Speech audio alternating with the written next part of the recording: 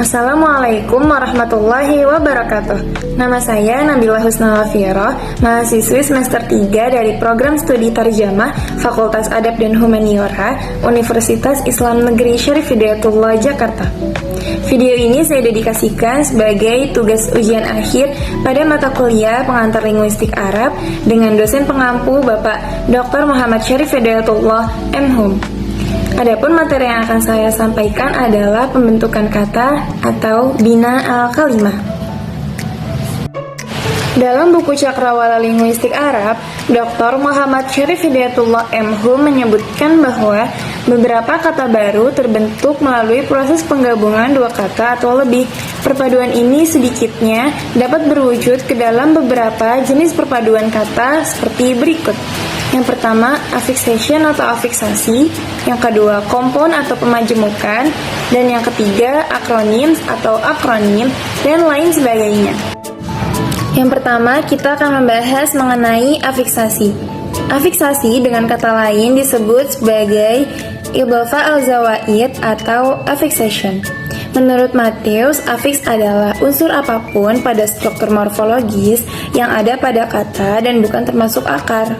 Secara sederhana, afiks bisa saja didefinisikan sebagai morfem terikat yang selalu melekat pada kata dasar.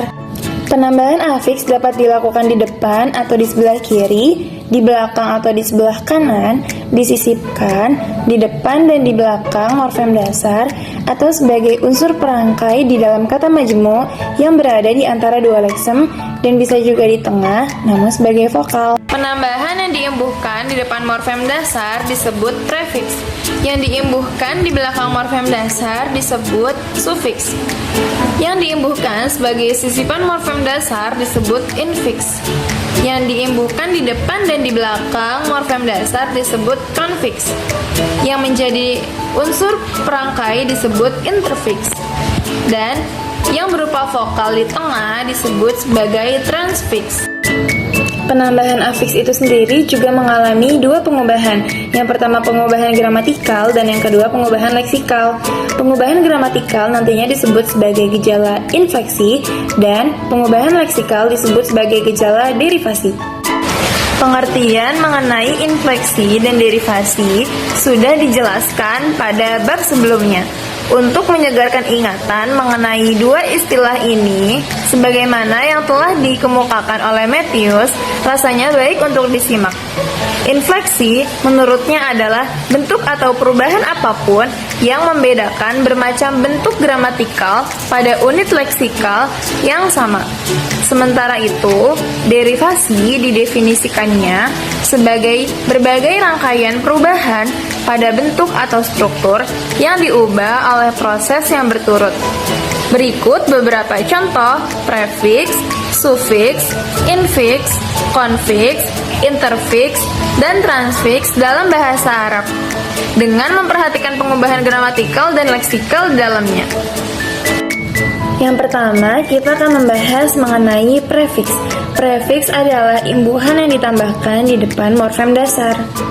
Dalam pembagian afiks, afiks mengalami dua pengubahan. Yang pertama pengubahan gramatikal dan yang kedua pengubahan leksikal. Dalam pengubahan gramatikal sering kita temui dalam contoh-contoh tasrif lugawi dan dalam pengubahan leksikal sering kita temui pada contoh-contoh tasrif istilahi. Contoh pengubahan gramatikal dari prefiks.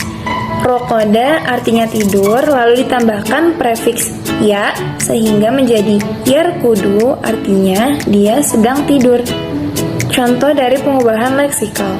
Jalasa artinya duduk, ditambahkan dengan prefiks ma menjadi majelis artinya menjadi tempat duduk. Selanjutnya yang kedua yaitu sufiks. Sufiks adalah imbuhan yang ditambahkan di belakang morfem dasar. Seperti contoh pengubahan gramatikalnya yaitu fahima artinya faham, lalu ditambahkan sufiks tu di belakangnya maka menjadi fahimtu yang artinya aku faham.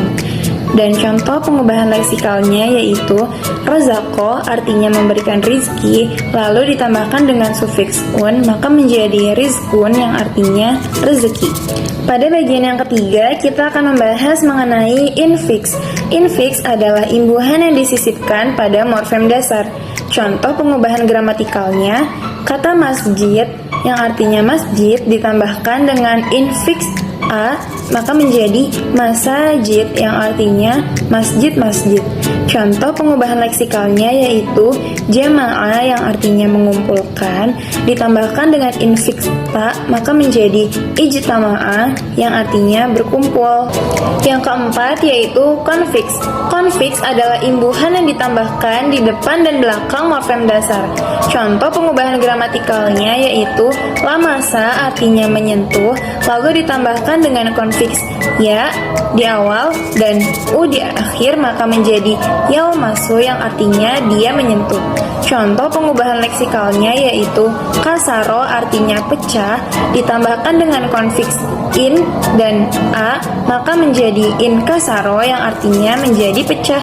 Yang kelima yaitu transfiks. Transfiks adalah penambahan yang berupa vokal di tengah.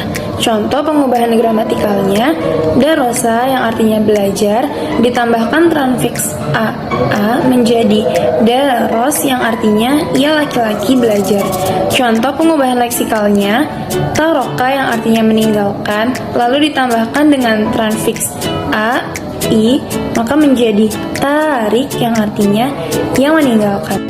Kemudian yang keenam yaitu interfiks. Interfiks adalah penambahan yang menjadi unsur perangkai.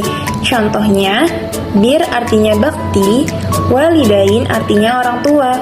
Setelah kata bir ditambahkan dengan interfiks ul, menjadi birrul walidain yang artinya bakti anak. Pada subbab selanjutnya, kita akan membahas mengenai pemajemukan.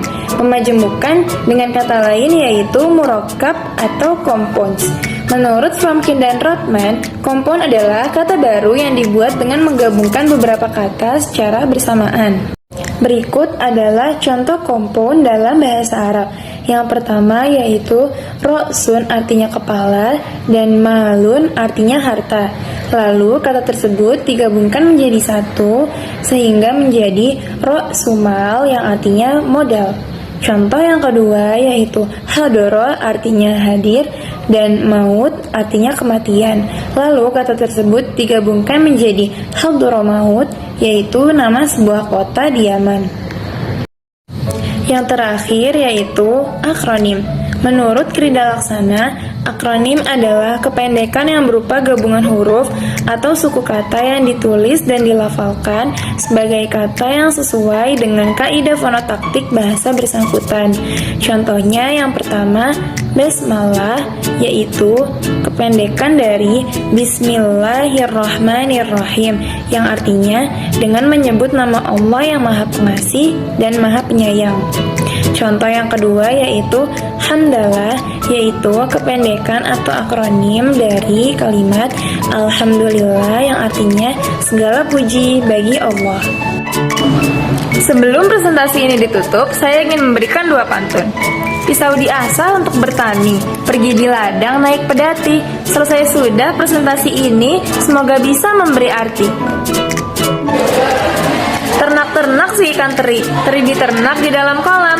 Karena sudah sampai di penghujung materi, ku akhiri dengan salam. Wassalamualaikum warahmatullahi wabarakatuh.